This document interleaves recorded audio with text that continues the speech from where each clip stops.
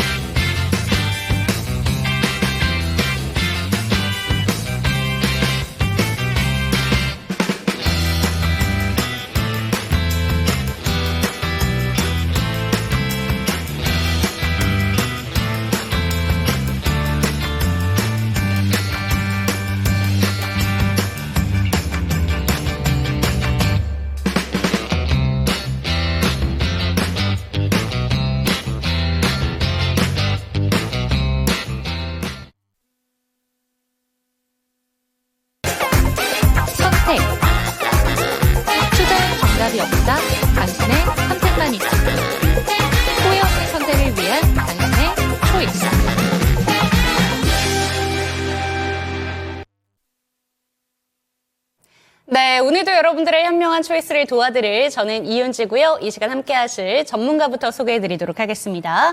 장인투자클럽의 이창대 대표와 이 시간 함께 합니다. 대표님 안녕하세요. 네, 반갑습니다. 네, 오늘 시장 이야기부터 한번 해보도록 하겠습니다. 사실 오늘 장 출발까지만 하더라도 양대 증시가 플러스권으로 출발을 했습니다. 하지만 결국에 코스닥이 빠르게 돌린 이후에 결국에 코스피까지 같이 주저앉아 버렸는데요. 네. 오늘 시장은 좀 어떻게 보셨을까요?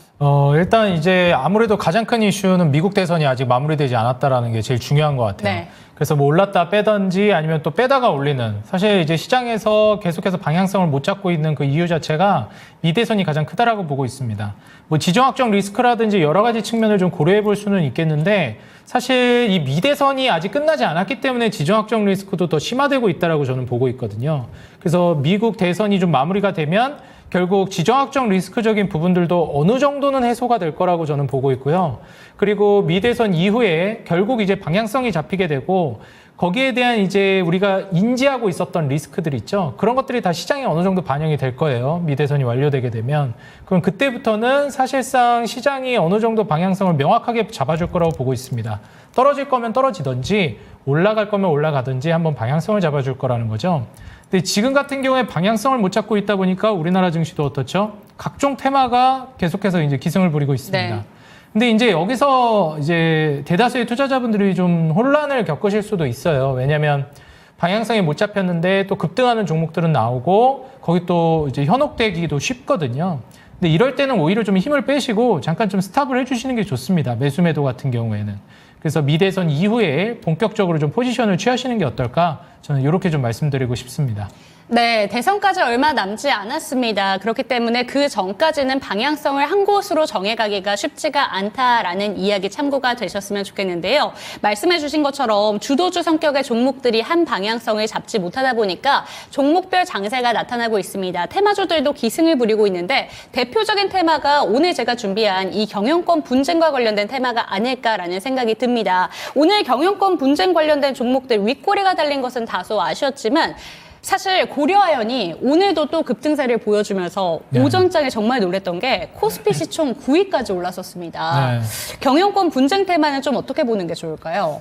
일단 경영권 분쟁 같은 경우에도 사실 이제 좀 테마라고 볼 수가 있을 것 같고, 이게 사실 왜냐면은 한 기업의 이슈만 나온다 그러면 모르겠는데 산발적으로 좀 나오고 있다고 저는 생각하거든요. 그래서 고려아연뿐만이 아니라 이번에 뭐 앞서 말씀해 주셨던 예림당이라든지 이런 이슈들은 우리가 이제 투자 난이도가 굉장히 높은 섹터이기 때문에 그 부분에 대해서 좀 고려하면서 보시는 게 좋을 것 같아요. 차트를 잠깐 보시게 되면 뭐 고려아연 같은 경우에는 정말 주가가 이제 끊임없이 올라가고 있는 양상입니다. 아무래도 지분 확보 경쟁이 계속해서 이어질 것이다. 이런 얘기가 나오고 있는 만큼 그러면은 계속해서 대주주들이 사 모을 것이고, 그럼 물량을 빨리 우리도 확보해야 되는 거 아니야? 라고 하면서 이제 투자자들 사이에서 매수세가 계속 올라가고 있는 양상입니다. 근데 중요한 건 이게 어디까지 갈 것이냐는 또 이제 우리가 다시 생각을 해봐야 되는 부분이고, 이런 식으로 테마가 형성되다 보니까 뭐 예림당이라든지 지금 TA항공이라든지 이런 쪽이 좀 움직이고 있습니다. 뭐 예림당 같은 경우에도 그렇고요. 지금 한 차례 시세가 나왔다가 급락이 나오고 다시 한번 또 튀어오르는 자리예요. TA항공 같은 경우에도 마찬가지, 그리고 TA홀딩스도 잠시 보겠습니다. 네. TA홀딩스 역시도 주가 변동폭이 한 차례 급등 이후 급락, 그리고 다시 반등을 보여주는 자리에 올라와 있어요. 여기서 이제 같이 묶여서 얘기가 나오고 있는 게 대명선호 시즌이죠. 또 이 종목 같은 경우는 굉장히 탄력적으로 잘 올라가고 있단 말이죠. 근데 우리가 이제 좀 주목해 봐야 될 만한 부분들은 이거를 이제 우리가 타점을 잡아서 수익을 내겠다, 이런 관점으로 들어가는 건 전 좀 위험하다라고 보고 있고요. 그렇다면은 이제 이 항공주 쪽에서 저는 더 눈여겨보고 있는데, 왜 그러냐면 이제 항공주 쪽에서 지분 경쟁이 이제 있고 그 이후에 항공주들 좀 움직임이 있지 않을까, 전 여기까지 내다보고 있어요. 사실 필요 없으면은 뭐 굳이 경쟁에서 지분 확보 나설 필요 없습니다. 근데 상당히 좀 매력적인 어떻게 보면 매물이기도 하고 추후에 계속해서 수혜를 받을 거로 보고 있어요. 항공 역시. 그래서 저는 이제 항공주 쪽으로 차라리 보신다면 눈여겨보시는 게 좋을 것 같고, TA항공뿐만 아니라 이제 저가 항공사들 먼저 지금 항공주들이 수혜를 받고 있는 상황이거든요. 뭐 동남아라든지 근교로 이제 여행 가는 수요가 계속 늘어나고 있기 때문에 또 날씨가 이제 쌀쌀해지죠. 여름이 더우면 겨울은 더 그 추운 양상을 보이는 게 일반적입니다. 그래서 엘니뇨, 라니냐는 보통 붙어 다닌다 이렇게 얘기를 하죠. 그래서 이번에 이제 동남아라든지 저가 항공사를 통한 근교 이제 여행 이런 것들이 이제 수요가 많이 늘어날 것이고 더 나아가면 항공주들까지도 아무래도 이제 수요가 나올 수 있어서 항공이라는 테마까지 연결해서 보시고 그 다음에 좀 우량주 위주인 대한항공 쪽 보시면 어떨까 생각을 하고 있어요. 근데 지금 막 얘기가 나오고 있는 이런 지분 경쟁 이런 테마라든지 종목들은 다소 좀 조심을 하셔야 되겠다 말씀드립니다. 네, 좋습니다. 지금 경영권 분쟁 테마주로 좀 엮여있는 종목들 같은 경우에는 주가의 변동성이 심할 수 있다라는 점 조심할 필요는 있다라고 얘기해 주셨는데 지금 항공주 같은 경우에는 항공 자체도 업황에 대한 회복세가 보여주고 있기 때문에 같이 티웨이홀딩스와 관련해서 조금 더 체크를 해보시면 좋을 것 같다라는 점을 짚어주셨습니다. 그런데 한 가지 궁금한 게요. 오늘 고려아연 같은 경우에는 장중 변동성이 정말 어마무시했습니다. 장중에 고가로는 거의 상한가 진입이 됐었고요. 저가 기준으로는 3%대까지 밀렸다가 이대로 끝나나 싶었는데 결국에 다시 한번 끌어준 거는 한 10%대 반등을 보여줬습니다. 그리고 내일 시장이 그러니까 다음 주겠죠. 다음 주 시작할 때 출발이 어떻게 될지 혹시라도 예상 가능한 시나리오가 있는지 궁금하거든요. 사실 이 부분에 있어서는 뭐 예측하기 좀 힘든 시나리오라고 저는 보고 있습니다. 왜냐하면 결국에는 이게 만약에 상한가로 마무리를 하게 되면 추세적으로 계속 올라간다라고 봐야 하는데 매수세가 이제 많이 꺾였다라고 볼 수 있겠거든요. 근데 이제 주말간 우리가 어떤 이벤트가 나올지 몰라서 좀 파는 것도 있단 말이에요. 그냥 단순히 이 지분 확보 경쟁이라든지 이 이벤트에 대해서 이거 좀 이제 시들할 것 같은데 이만 하면 너무 많이 올랐는데 라는 의견도 있을 수 있겠지만 이제 연휴잖아요. 장이 안 열리는 연속적으로 토요일, 일요일이 안 열리기 때문에 우리가 이제 명절 때도 연휴가 길기 때문에 그 전에 이제 매도 물량이 많이 나옵니다. 기계적으로. 그래서 사실 토요일, 일요일을 앞두고 이제 매도하는 물량이 나왔다라고도 해석해 볼 수 있거든요. 그래서 지금 고려아연 같은 경우에는 뭐 만약에 보유하고 있다면은 저는 굳이 매도할 필요까지는 없을 것 같고요. 그리고 이제 다음 주에 만약에 꺾인다 그러면 이제 진짜 꺾이는 거거든요. 다음 주 월요일부터는 뭐 휴장이 연속으로 있는 것도 아니기 때문에. 그래서 다음 주에 꺾이는 거는 이제 좀 매도 포지션으로 가셔야 되겠다. 이렇게 좀 조언드리고 싶습니다. 네, 오늘 좀 급락 장세가 다시 한번 펼쳐졌습니다. 하지만 막판에 시세가 조금 더 붙어줬기 때문에 중요한 건 다음 주에 주가 흐름이다라고 짚어주셨는데 지금 시간의 거래에서 추가적으로 2%대 반등이 나오고 있는 만큼 다음 주에 주가 흐름 반드시 체크해 보시면 좋을 것 같고요. 다음 주에 꺾이게 된다면 정말로 주가가 꺾일 수 있다는 점 주목해 보시면 좋을 것 같습니다. 오늘 장 경영권 분쟁 테마와 관련해서는 여기서 마무리를 해보도록 하겠고요. 오늘 장 대표님의 초이스 두 가지 종목 화면으로 만나보도록 하겠습니다. 네, KB금융, 금융주 중에서 오늘 급등세를 보여준 금융주 한 가지 들고 오셨고 HD 한국조선해양 들고 오셨습니다. 두 가지 종목 모두 업황에 대한 기대감 요새 들려오고 있는 것 같은데요. 조선주 같은 경우에는 또 13년 만에 전체적으로 다 수주도 잘 나오고 실적도 좋다라는 기사를 접한 바 있고요. KB금융은 어제 오늘 좀 강한 흐름을 보여주는 것 같습니다. 어떤 종목을 초이스하셨을지 예측이 안 가는데 어떤 종목 초이스하셨을까요? 저는 이제 아무래도 방어적인 성격의 종목보다는 그래도 앞으로 이제 성장 모멘텀을 많이 가지고 있는 조선주 HD 한국조선해양을 좀 초이스했습니다. 네, 좋습니다. 방어주 성격보다는 공격적으로 한번 배팅을 해보자라고 준비를 해주신 것 같은데 그렇다면 비초이스 종목 KB금융부터 한번 살펴보도록 하겠습니다. 오늘 시세 정말 잘 나왔습니다. 시장 자체를 그나마 코스피 시장을 지켜준 종목이 아닐까라는 생각이 듭니다. 막판에 윗꼬리가 달렸어도 8%대 급등을 보여줬는데요. 오늘 고점 기준으로는 103,900원, 거의 104,000원까지 좀 흘러갔습니다. 금융주가 이렇게 잘 갈 거라고는 생각도 못했는데 정말 탄력적으로 움직이고 있거든요. 이 종목 비초이스 이유가 있다면 어떤 이유일까요?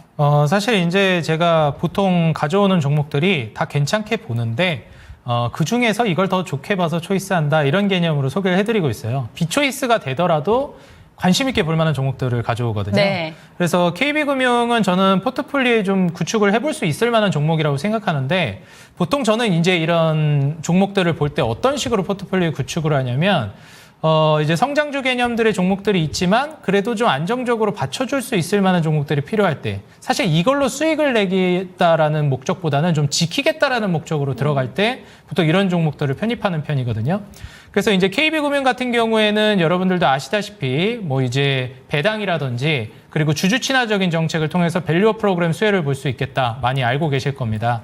그리고 이제 우리가 과거에는 금융주나 지주사들 많이 좀 멀리하는 경향이 있었는데 아무래도 한국의 이제 체질 개선이 이루어지고 있는 만큼 이제 금융주나 지주사들에도 계속 관심이 몰리고 있는 양상이에요.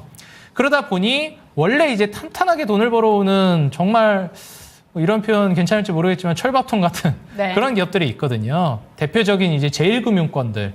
그래서 4대 금융지주라고 많이 얘기하는 은행주들, 신한지주나 우리금융지주, 하나금융지주, 그리고 KB금융 이렇게 볼 수가 있겠는데 지금 KB금융이 단연 대장주라고 저는 보여집니다. 그래서 이제 KB금융을 준비해 온 것이고요.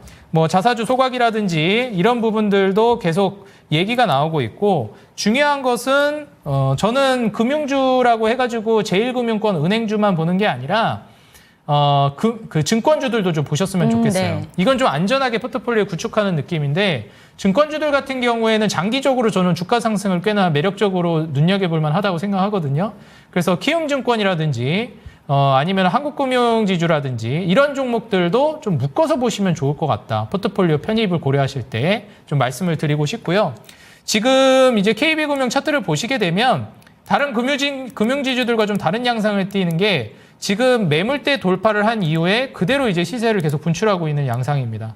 그래서 KB금융 같은 경우에는 시세를 계속 쏘지 않을까 생각이 들고 다른 이제 우리가 국민은행 말고도 신한은행, 하나은행, 우리은행 유명하죠. 4대 은행. 그래서 신한지주 같은 경우에는 아직 매물대 뚫었다고 보긴 좀 어렵고요. 그리고 이제 뭐 하나금융지주라든지 우리금융지주도 매물대 돌파가 나오고 있긴 한데 보시다시피 KB금융 같은 이런 폭발적인 시세가 나오고 있진 않아요. 그래서 저는 이제 KB금융 또 역대급 실적이 나왔다. 이런 소식이 나오면서 역사적 최대 실적 전망이 나오고 있는 종목이니 한번 대장주로서는 KB금융 여기다 이제 증권주를 말씀드리자면 지금 제가 여러분들께 보여드리고 있는 차트도 키움증권인데요. 키움증권이라든지 그다음에 한국금융지주 이런 종목들이 이제 신고가를 쓰면서 계속 차분하게 올라갈 만한 종목들 중에 하나예요. 그래서 증권주를 보신다라고 하면 요 두 개 그리고 은행 지주 이쪽을 보신다라고 하면은 이 KB금융을 대장주로서 여러분들이 한번 고려해 보시면 어떨까? 포트가 요즘 좀 미대선 앞두고 갈피를 못 잡고 있다 네. 보니 이런 방어주 성격의 종목들로 좀 매수세가 들어오고 있는 것 같기도 합니다. 그래서 한번 같이 묶어가지고 보시면 좋겠다 말씀드리겠습니다. 네, 좋습니다. 역대 최대 실적을 발표를 했고 여기에다가 주주 환원에 대한 기대감까지 점점 높이고 있는 KB금융입니다. 대표적인 종목으로 좀 집중을 받고 있는데 금융주를 볼 때 은행 종목들뿐만 아니라 증권사 종목들도 함께 체크해보자라는 이야기 한번 살펴보셨으면 좋겠고요. 요새 많은 분들 궁금하다라고 얘기해 주시는 게 배당을 받는 게 좋은 건지 아니면 차익 실현하는 건지 하는 게 좋은 건지 이런 질문도 많이 나오고 있습니다. 대표님의 의견은 어떠실까요? 사실 이제 배당도 물론 중요한데요. 주가가 올라가는 게 저는 더 매력적이라고 봅니다. 왜냐면은 이게 주가가 올라가지고 좀 배당이 적어질 것 같다 이런 생각을 하실 수도 있는데 결국 저는 이제 배당 성향이라든지 주주 친화적인 성격이 있었을 때 뭐 소각 이슈라든지 이런 것들이 있을 때 또 주가가 올라간다고 보거든요. 그래서 지금 현재 대장주로 자리 잡고 있는 KB금융이 아마 주가 올라가는 모멘텀이라든지 그리고 추가적으로 뭐 배당 관련된 이슈도 아마 밸런스가 상당히 괜찮을 거라고 보여져서 굳이 고려를 한다면 저는 KB금융을 고려하시는 게 은행 지주 중에서는 말씀을 드리도록 하겠습니다. 네, 좋습니다. 이 내용까지 참고가 되셨으면 좋겠고 그렇다면 초이스 종목으로 넘어가 보도록 하겠습니다. 비초이스지만 눈여겨보자라는 KB금융과 함께 조금 더 집중해볼 곳은 그러면 HD 한국조선해양으로 들고 오신 것 같습니다. 조선 섹터 중에서 이 종목을 들고 오신 이유가 있으실까요? 일단 조선주 중에서 우리가 이제 우리나라뿐만이 아니라 전 세계적으로 1등을 꼽아라라고 하면 단연코 현대입니다.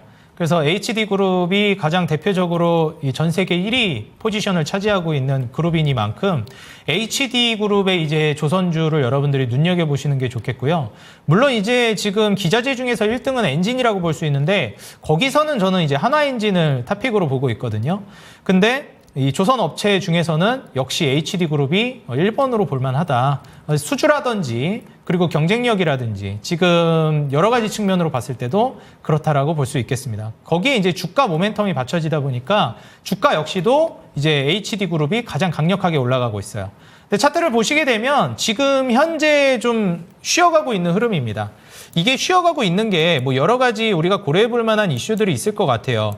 우리가 이때 8월 5일에 엔캐리 트레이드 이슈가 있으면서 증시가 전반적으로 조정이 나오면서 꺾였을 때 이때 전까지는 정말 뭐 무섭게 올라가고 있었습니다. 조선이. 뭐 6월달, 7월달 끝없이 올라가다가 엔캐리 트레이드 이슈가 나오면서 급락하고 그 이후에는 옆으로 기고 있어요. 이게 딱 증시 차트 같다라고도 좀 보여집니다. 네. 증시도 요즘 고점 낮추고 저점 높이는 올라가겠다는 거야? 떨어지겠다는 거야? 뭐 이런 양상을 띠고 있거든요. 근데 이때 쉬어가는 구간에 또 어떤 이슈가 있었냐면 환율 이슈가 있었습니다. 환율이 이때 뚝 떨어졌었어요. 그러다 보니까 7월 달 기점으로 해가지고 환율이 뚝 떨어지다 보니 이런 수출 기업들은 달러를 벌어오는 기업들이잖아요. 그러다 보니 환율이 떨어졌을 때 다시 말해서 상대적으로 원화가 강세를 띌 때 달러를 벌어오는 기업들의 매출이 이전보다는 조금 이제 작게 잡힐 수 있습니다. 물론 그럼에도 불구하고 구조적으로 너무 성장하고 있지만요. 근데 최근에 다시 어떤 일이 벌어졌죠? 1,300원 근처까지 떨어졌던 환율이 지금 1,400원을 코앞에 두고 있습니다. 이전보다 더 올라가고 있어요. 그러면은 지금 불티나게 팔려나가고 있는 조선들이 환율 효과까지 보게 됩니다. 자, 그러면은 지금같이 원화 가치가 떨어지고 달러가 강세를 띠고 있을 때 달러를 지금 벌어오고 있는 기업들, 이 달러로 이 매출이 잡히는 기업들은 이제 원화로 바꿨을 때 매출이 얼마나 더 크게 잡힐 것이냐, 이렇게 좀 볼 수가 있겠고요. 그리고 조선 같은 경우에는 일단 구조적으로 우리나라가 원래 중국에 좀 일본이나 중국에 좀 밀리다가 다시 패권을 찾아온 게 우리나라가 뭐 한 10년, 15년 전에는 조선 패권국이었잖아요. 우리나라 수출 효자 품목 중에 하나가 조선이었습니다. 그런데 왜 조선이 이렇게 밀려났냐. 사실 기술 혁신이라든지 이런 게 딱히 없었고 중국의 이제 뭐 저가 물량이나 이런 거에 많이 치였습니다. 근데 최근에는 IMO 국제회사기구에서 환경 규제를 본격적으로 제시하기 시작했고요. 2030년 내지 2040년까지는 50%에서 70% 이상 탄소 배출량 감축을 이제 목표로 잡았습니다. 이거는 IMO 국제회사기구에서 목표로 잡았다라고 보는 게 좀 웃긴데 그렇게 규제를 걸어버렸어요. 그건 우리 목표가 아니고 니네가 알아서 해야 될 목표들이란다. 이렇게 이제 규제를 한 겁니다. 그리고 이제 2050년까지는 아마 제로로 제가 알고 있습니다. 그러면은 여기서 이제 문제점이 발생하는데 기존에 쓰던 조선들은 어떻게 할 것이며 앞으로 만들 조선들은 어떻게 만들어야 할까? 친환경, 이 탄소 배출량을 규제할 수 있을 만한 엔진을 사용한 조선들이 나와줘야 됩니다. 거기서 한국의 기술력이 다시 빛을 발했고 원래도 기술력은 있었지만 사실 이제 가성비에 좀 밀렸다라고 저는 봐요. 근데 이제 다시 기술력을 기반으로 해서 수주가 그걸 이제 할 수 있는 대표 기업이 현대다 보니 한국으로 쏠리고 있습니다. 자, 그러면은 이런 과정 안에서 우리가 전기차 같은 경우에는 대안이라는 게 있었어요. 환경 규제라는 것도요, 나라마다 달랐습니다. 네. 그러다 보니까 야, 뭐 여기 나라는 이렇고 여기 나라는 이래. 그래서 뭐 여기 국가는 전기차가 잘 팔릴 것 같으니까 여기 먼저 진출하자. 배는 그게 되나요? 안 돼요. 배는 국가와 국가를 왔다 갔다 하는 거기 때문에 만국 공통, 지구상에 떠다니는 모든 조선들은 이 규제를 피해갈 수 없습니다. 다시 말해서 모든 배들, 어느 나라에서 만든 배든 간에 어느 나라의 배든 간에 다 이 규제를 적용을 시켜야 돼요. 그럼 그 적용시키려면 한국에 수주를 신청해야 됩니다. 근데 이 배를 만든다는 게 캐파를 한 방에 늘리기가 어렵습니다. 그렇죠. 어느 정도는 이게 정해져 있어요. 갑자기 늘릴 수 없어요. 그러다 보니 어떻게 될까요? 가격이 올라가요. 그런 과정 안에서 이제 환율 효과까지 보게 되면은 이제 한국조선해양이라든지 현대그룹주들은 계속 올라갈 것이다. 다시 거듭 말씀드리지만 대장주가 가야 부대장도 가기 때문에 하나오션도 좋게 보고 삼성중공업도 저는 좋게 보는데요. 대장은 한국조선해양입니다. 다시 한번 이제 차트를 보면서 말씀드리자면요. 한국조선해양이 이제 이 정고점 부근을 아마 돌파할 걸로 보여져요. 우리가 지금같이 미대선 전에 혼란스러운 장에서 뭘 투자해야 될지 모르겠다라고 했을 때 그런 혼란스러운 시장이 끝나면 뭐가 갈까? 고민해봐야 하는데 환율이 이렇게 치솟았고 조선 수주는 계속 쏟아지고 있고 그를 기반으로 이제 올라간다라고 보면 한국조선해양이 매물대를 돌파할 가능성이 매우 높다. 기가 막히게 이게 또 7월 달부터 주가 조정 나왔을 때 엔캐리 트레이드도 있긴 했지만 분명히 다시 올라갔는데 엔캐리 트레이드 빠진 이후에도 다시 올라가긴 했어요. 근데 또 빠졌죠. 이러면서 수렴하는 이 기간이 무슨 기간이었다? 환율이 떨어졌던 기간이다. 근데 지금은 다시 올랐다. 정고점 돌파가 나오면 추세적으로 올라갈 것 같아서요. 대장주인 HD 한국조선해양도 물론 있지만 HD 이제 현대중공업 같은 이런 기업들도 엔진도 이제 엮여 있거든요. 힘센 엔진, 2행정, 4행정 엔진, DF 엔진들이 있기 때문에 현대중공업까지 같이 보시면 좋겠고 그리고 이제 여기서 애프터마켓 서비스를 진행하는 기업이 있어요. 그게 이제 HD, 현대, 네, 맞습니다. 마린솔루션입니다. 이게 이제 애프터마켓 서비스를 진행하기 때문에 사실 이게 아니네요. HD, 현대, 마린솔루션. 네, 요 기업이 이제 바닥을 딛고 서서히 올라오고 있거든요. 그러면은 이제 이 AM 시장이라 그래요. 애프터마켓 시장이 앞으로 왜 올라갈 것이냐를 우리가 내다보면 일단 지금 현대 방금 말씀드린 힘센 엔진 같은 경우에는 애프터마켓을 담당해가지고 해줄 수 있는 기업이 이 마린솔루션 밖에 없습니다. 다른 기업에서 못해요. 애프터마켓 서비스를 제공 못합니다. 얘만 할 수 있어요. 네. 그리고 이제 전 세계적으로 그런 애프터마켓 시장에 진출해가지고 사업을 영위하는 기업이 많지가 않습니다. 4개 내지 6개인데, 6개 기업인데, 그 중에 하나가 이제 현대 마린 엔진이고, 그리고 바꿔 생각을 해봐도 전 세계 1등이 현대인데, 그러면 애프터마켓 서비스도 결국 현대 조선들을 많이 수주 따내서 이제 운영을 할 텐데, 애프터마켓 어디다 맡길까요? 현대 마린 솔루션에 맡겨야 돼요. 그리고 AM 시장이 더 성장할 수 있을 만한 부분 중에 하나가 뭐냐면 기존의 그 기술 혁신, 이번에 친환경 엔진으로 바꾸면서 기술 혁신이 조선에서 이루어지기 전에는 그전에는 사실 블랙마켓 같은 뭐 흔히 좀 속된 말로 이거 뭐라 표현할지 모르겠는데 싸제 시장이라고 하는 그런 시장에서 이제 많이 했단 말이죠. 근데 이제 신기술이 도입되면 어떻게 돼요? 완성도가 떨어지고 노출 빈도가 낮기 때문에 초창기에는 AM 시장을 정품을 써야 돼요. 왜냐하면 이제 새로 도입된 기술이기 때문에 다른 거 괜히 잘못했다가 고장납니다. 그래서 블랙마켓에 있는 수요까지 AM 시장으로 다 넘어옵니다. 네. 정품 시장으로. 그러면서 현대마린 솔루션이 탄력적으로 올라가는 건 굉장히 강력할 수 있다. 마진율도 그렇고. 그렇게 좀 말씀을 드리면서 HD 한국조선해양과 같이 묶어가지고 보시면 좋겠다는 말씀 드리도록 하겠습니다. 네, 좋습니다. 오늘장 초이스 종목으로는 HD 한국조선해양 살펴주셨는데요. 조선업 업황뿐만이 아니라 업황 전반적인 종목들에 대한 이야기까지 해주셨으니까 참고가 되셨으면 좋겠고 3개월 반 만에 환율이 장중에 1,390원까지 터치가 나왔습니다. 이에 대한 수혜까지 받아갈 수 있는 종목들이라고 하니까요. 참고가 되셨으면 좋겠고요. 오늘장 초이스 종목으로는 HD 한국조선해양 체크해봤습니다.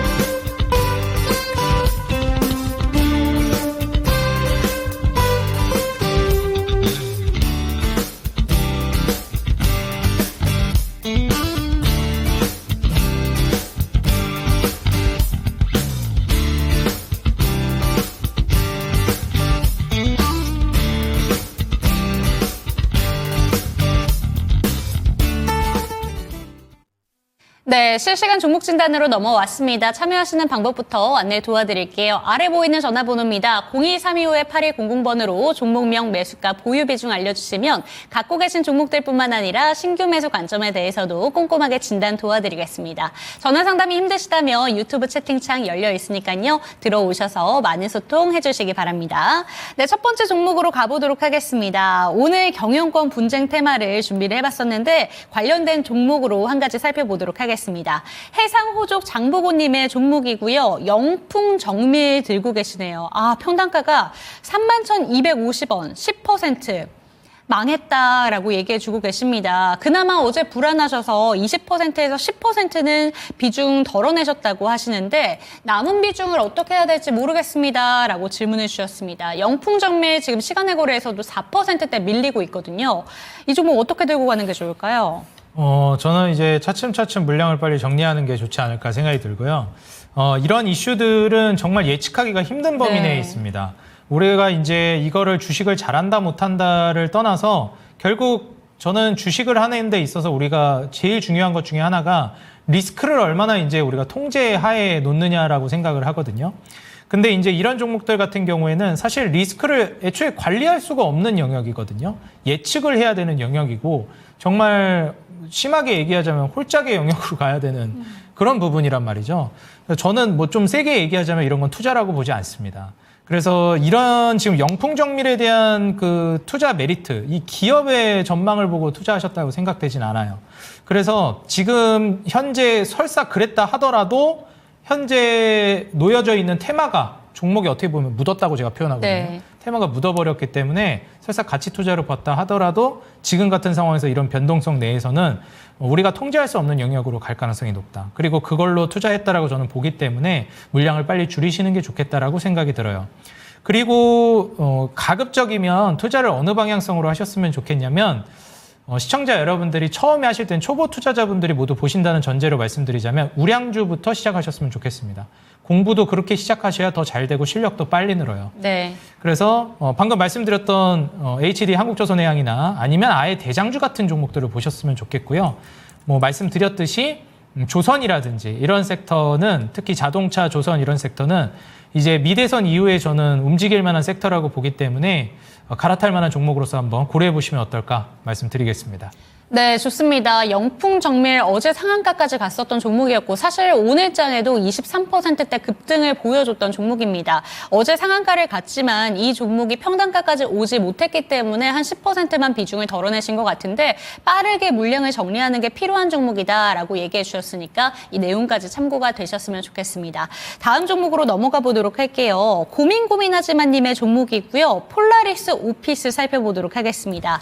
6,660원에 비중은 15% 들고 계신데 이 종목도 혹시 테슬라 향 타는 걸까요? 그럼 장기로 봐도 괜찮은 종목일지 궁금합니다. 라고 이야기를 해주시고 계십니다.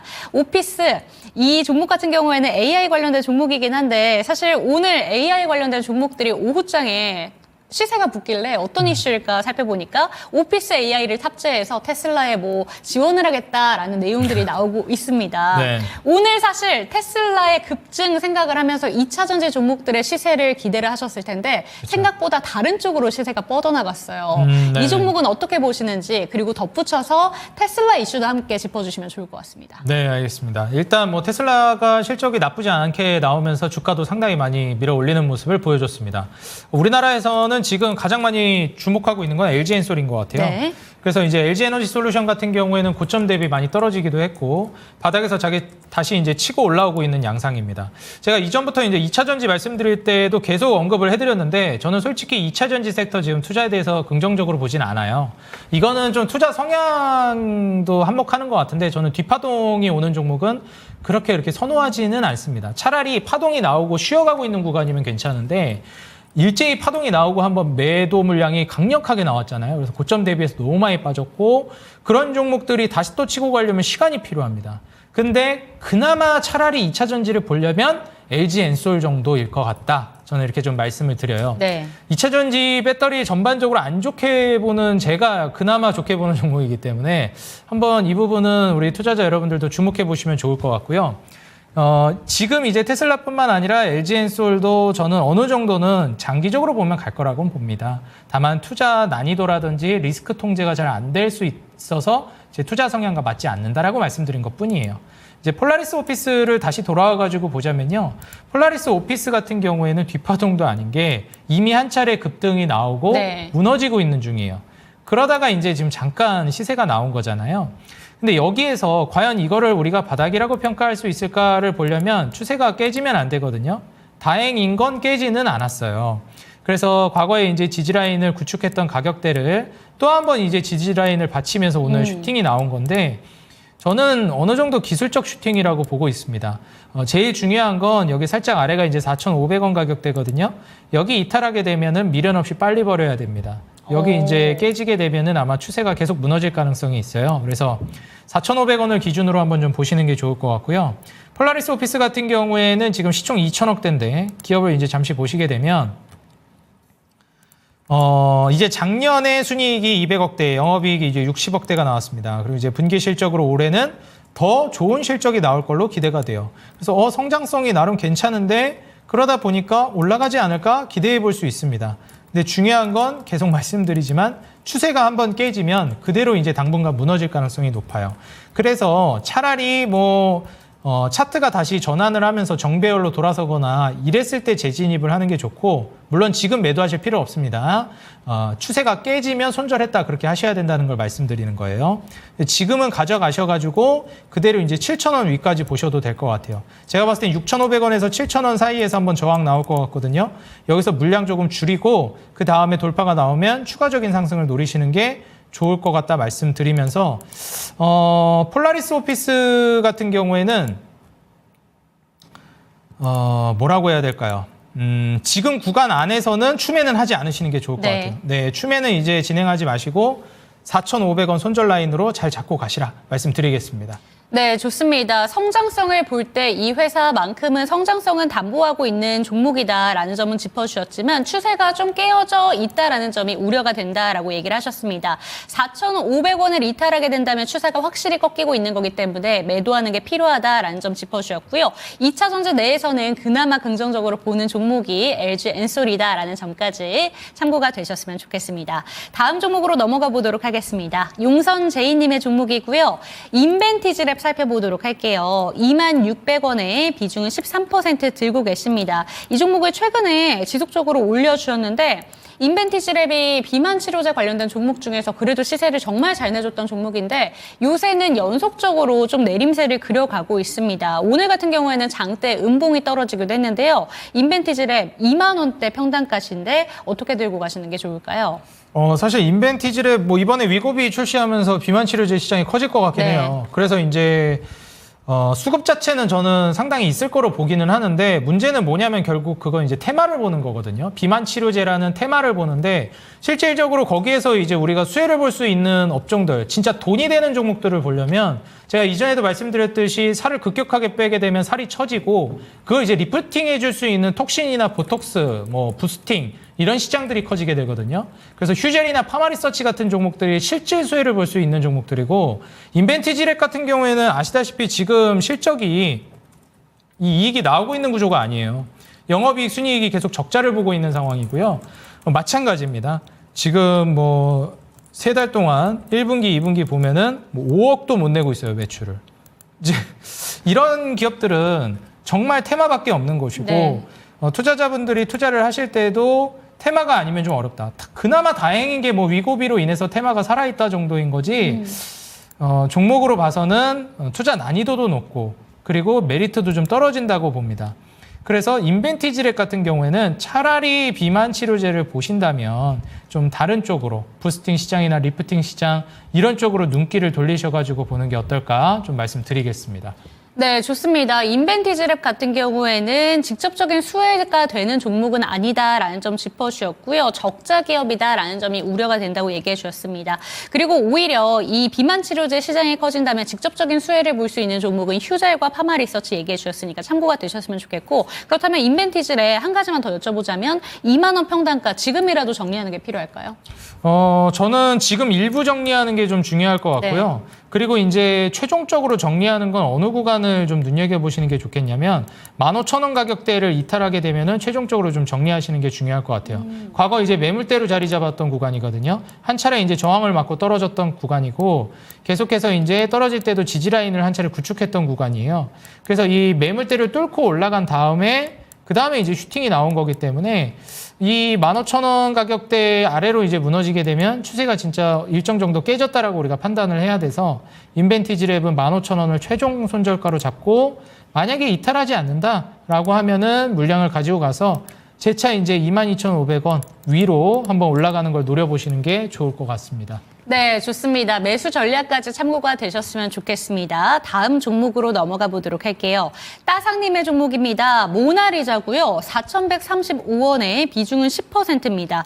손실을 줄여서 청산을 하고 싶은데 보유를 하게 된다면 매수가까지 올 수 있는 종목인지, 오래 걸린다면 얼마쯤 청산하기 좋을지 이렇게 질문을 주셨습니다. 진짜 오랜만에 보는 종목인 것 같습니다. 출산 장려 정책 이런 내용들이 나오면 같이 급등하는 종목이긴 한데 한동안 테마는 아예 좀 소외되어 있었던 것 같거든요. 네. 이 종목을 그래도 평단가가 한 1,000원대 정도밖에 차이가 안 나서 정말 다행이게 고점이 5,930원까지 갔던 종목입니다. 그래도 높은 부분에서 매수를 하신 것 같은데 어떻게 하시는 게 좋을까요?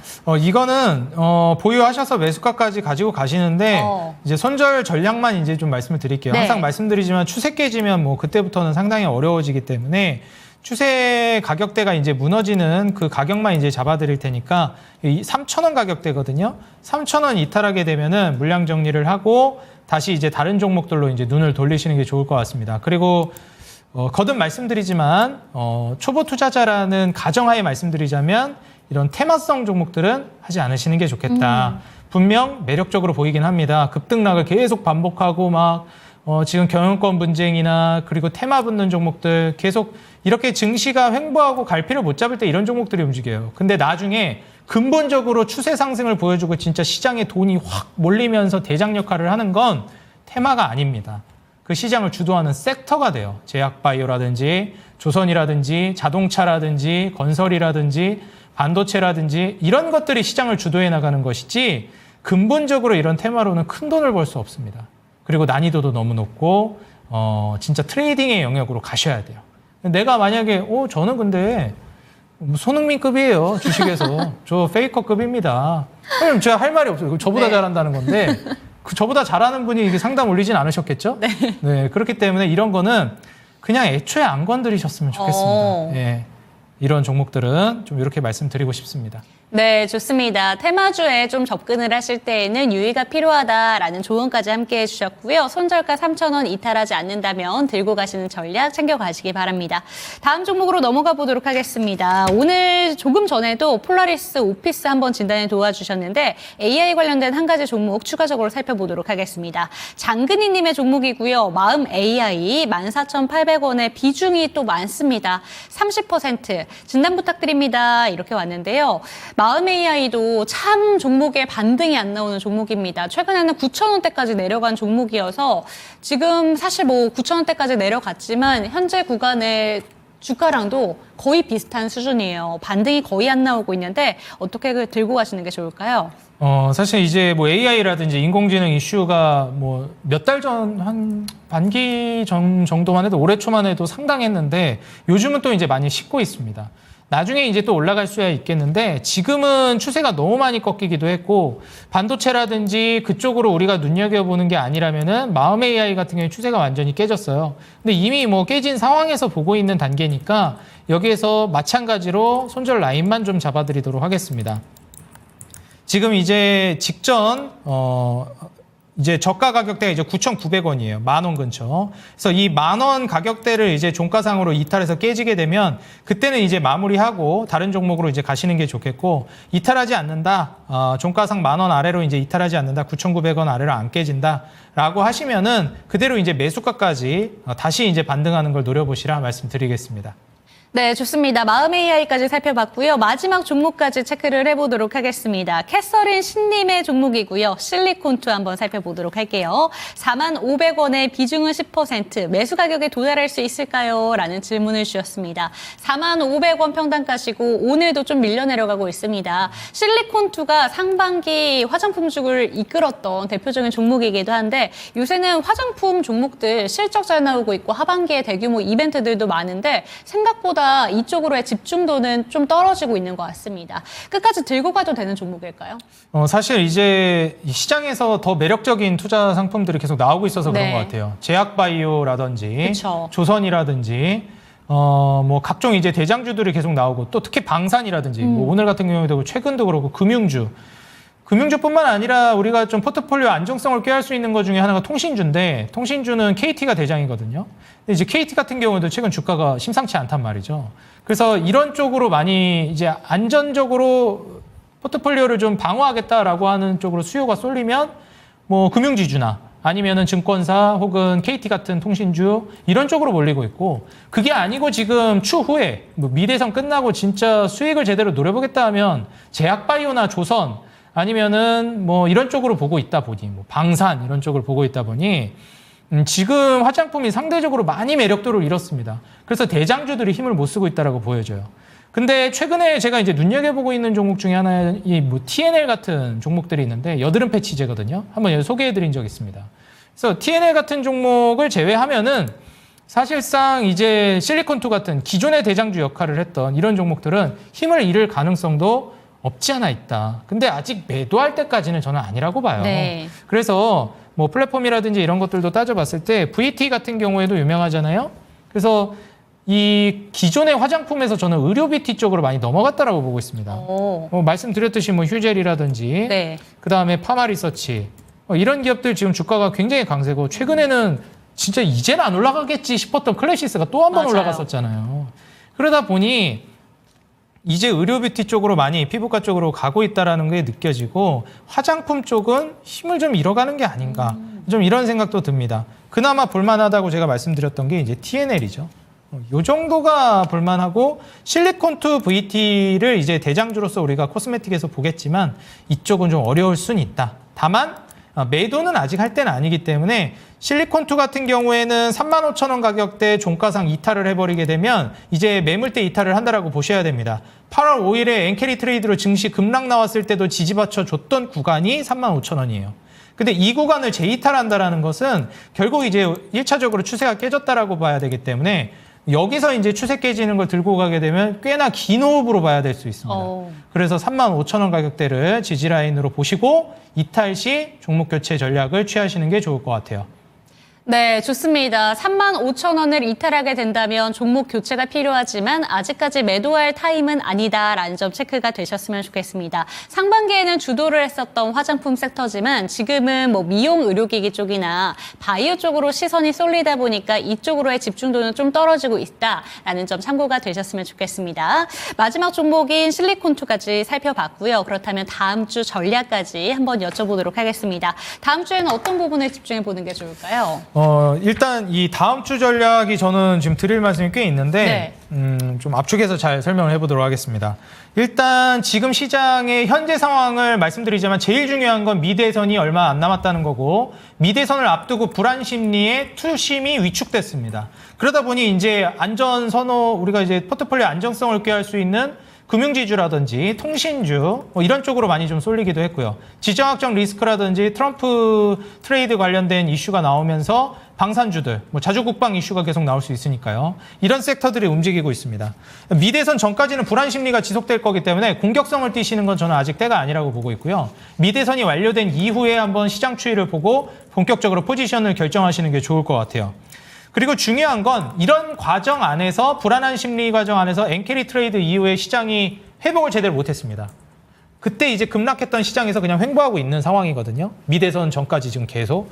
이런 과정 안에서 외국인들이 쓸어담고 있는 섹터나 종목들은 분명히 있어요. 그게 조선이나 방산이나 뭐 말씀드렸던 특정 KT 같은 통신사나 뭐 금융지주, 뭐 제약바이오, 조선 이런 종목들입니다. 그래서 외국인 주도 업종이나 특정 종목을 보시는 게 좋아요. 제가 게임도 몇 번 언급드리는데 크래프톤도 많이 담고 있습니다. 그리고 중요한 것은 오늘 말씀드렸던 조선이 또 거기에 해당되는데 여기서 이제 환율 1,400원 돌파 가능성이 나오고 있는 상황이기 때문에 환율이 재차 올라갔단 말이죠. 강달러 기조가 굉장히 올라가면서. 원화가 약세됐다라고도 물론 볼 수 있겠지만 최근에 달러 인덱스가 급격하게 올라간 걸 감안해 보면 가장 대표적인 게 강달러 기조 때문에 환율이 올라가고 있다라고 보는 게 조금 더 맞을 것 같습니다. 그리고 이제 시장이 좀 불안하기도 하고요. 미대선 앞두고. 그래서 환율 1,400원을 돌파하고 있는 과정 안에서 결국 수출만이 살 길이다. 달러 벌어오는 기업들이 효자가 될 것이고 나중에 반등을 줄 때도 강력한 모멘텀을 보여줄 것이다. 여기에 모두 부합하는 게 저는 조선이라고 보고 있습니다. 외인들 수급도 지금 대표적으로 강력하게 들어오고 있는 섹터고 그리고 환율이 올라갔을 때 수혜를 보는 업종이고 달러를 벌어오면서 수출로서 강자인 기업. 결국 글로벌적으로 조선에 있어서 달러를 벌어올 수 있는 패권 기업이 HD 현대그룹이기 때문에 이 관련된 종목들을 여러분 오늘 또 특히나 제가 대장주도 소개해드렸기 때문에 여기에 포커스를 맞춰서 보시면 어떨까 말씀드리도록 하겠습니다. 네, 다음 주 전략까지 정말 상세하게 진단을 해주셨습니다. 내용들 참고가 되셨으면 좋겠고요. 저희 채팅창에 여전히 상담 종목들 올라오고 있는데 시간 관계상 모든 종목들을 도와드리진 못하고 있습니다. 하지만 오늘 금요일 미스터 진단에서 상담 추가적으로 받으실 수가 있는데요. 02-2128-3388번으로 지금부터라도 꼭 전화 주셔서 상담 받아보셨으면 좋을 것 같습니다. 오늘 여기서 마무리할 시간이 된 것 같습니다. 종목 진단 꼼꼼히 도와주셨는데 종목에 대한 상승과 하락은 보장하지 않는다는 점 기억해 주시고 주말 푹 쉬시고 다음 주에 뵙도록 하겠습니다. 시청해주신 여러분 감사합니다.